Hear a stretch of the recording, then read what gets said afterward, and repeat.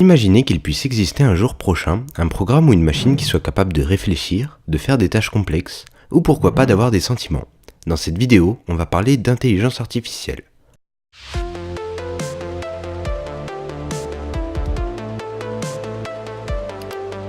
Pour commencer, qu'est-ce qu'une IA ? Une intelligence artificielle est une machine capable de faire des tâches grâce à son intelligence. Nous avons deux types d'intelligence artificielle, les IA faibles et les IA fortes. Les IA faibles, qui existent déjà de nos jours, exécutent seulement une liste d'instructions plus ou moins complexes nommée un algorithme. Elle agit comme si elle était intelligente car elle a été faite pour, mais ne l'est pas réellement. C'est le cas par exemple des voitures autonomes, des ennemis dans les jeux vidéo, ou encore des assistants vocaux de nos téléphones. Tous ces exemples, bien qu'ils aient l'air intelligents, n'appliquent que des règles qui leur ont été données. Dans le cas d'une IA forte, c'est complètement différent. Bien qu'il n'en existe pas encore aujourd'hui, beaucoup sont optimistes pour leur arrivée dans les années à venir.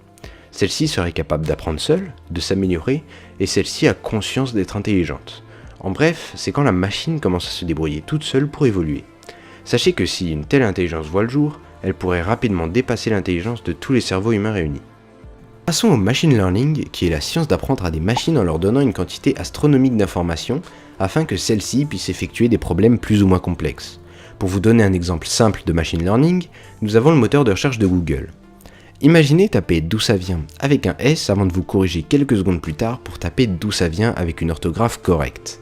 Le moteur de recherche va alors sauvegarder que vous avez tapé telle recherche juste avant l'autre, et si la faute est faite assez souvent, Google aura alors appris à corriger d'où ça vient en d'où ça vient et le proposera automatiquement à tout le monde.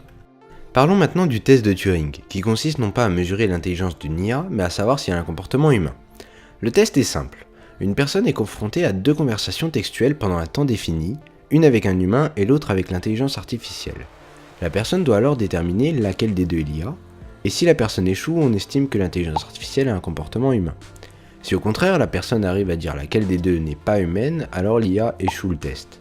Ensuite, le test doit être refait à plus grande échelle et on calcule le taux de réussite de l'IA. Le seul problème de ce test imaginé par Turing est qu'il n'est pas sans faille et que cela ne prouve pas que l'IA a une conscience. Même s'il est intéressant de le faire, il n'apporte pas plus d'informations que de savoir si oui ou non, cette intelligence semble humaine. Faut-il avoir peur de l'intelligence artificielle ? Voici une question qui revient souvent quand on s'intéresse à l'IA forte. Nous avons deux principaux avis sur le sujet. D'un côté, les personnes comme Elon Musk, Hawking ou Bill Gates, qui se méfient de cette IA et pensent qu'il s'agit d'un danger réel pour nous. Puis nous avons les personnes qui maintiennent qu'il ne faut pas s'en inquiéter comme Mark Zuckerberg et qu'il faut tout faire pour la développer. En réalité, les deux avis se défendent. On pourrait s'en méfier car elle pourrait décider qu'éteindre l'humanité serait plus rentable que de l'aider, ou alors que nous sommes une menace pour cette planète, et elle n'aurait pas totalement tort.